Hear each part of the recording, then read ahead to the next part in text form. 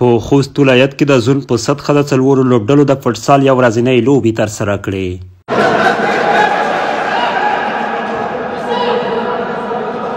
په لوبه کې خوست، پکتیا، پکتیکا او لوګر لوبډلو ګډون کړی و چې د یوې ورځې په موخه د خوست په جمنازیوم کې د جوانانو راډیو په ناوخت سره پیل او د لوګر ولایت لوبډلې پایلوبه په خپل نوم کړه. مسؤلین وایي چې د فوټسال لوبې په هیواد کې پراختیا پیدا کړې ده. خوشبختانه نن موږ تاسو شاهدان یو دلته په خوست کې د پکتیکا، پکتیا، لوګر او د خوست لوبډلو ترمنځ سیالۍ ترسره کیږي.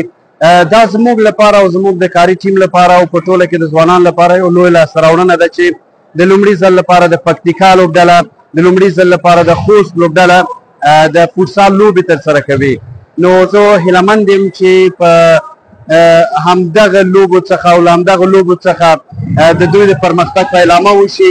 په خوست کې د فوټسال فدراسیون مشر وایي چې فوټسال په وطن کې تازه پیل شوې لوبه ده چې له مرکز کابل څخه اوس ټولو ولایتونو ته دود شوې ده.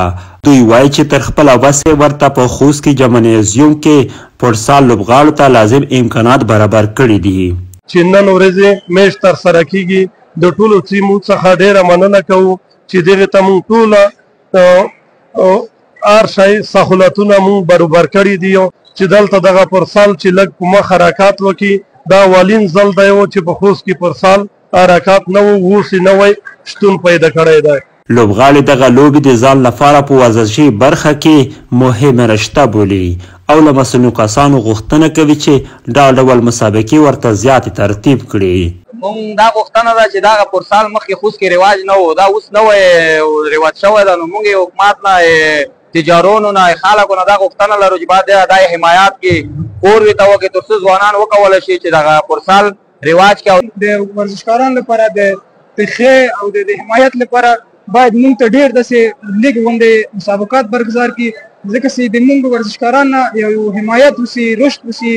د موږ فوټسال مثلا لکه تاسو خبر یاست جام جهاني کې لوبه کې په خوست کې د کرکټ، والیبال یو شمېر نورو لوبو ترڅنګ د ځوانانو فوټسال لوبو ته هم مخه کړې ده چې په دې ولایت کې ورته یو معیاري جمنازیوم هم جوړ شوی ده.